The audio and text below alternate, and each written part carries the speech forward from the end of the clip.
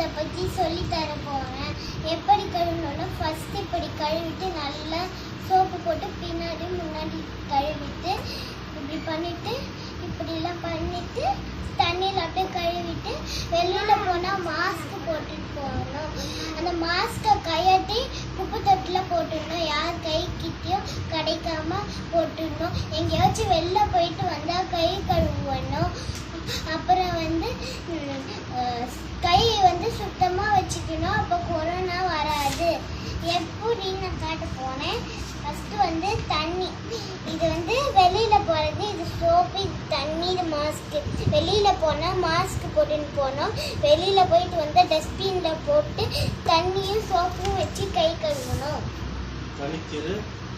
தண்ணி தீரு, விழித்தீரு, கொரோனாவை ஒழித்திரு.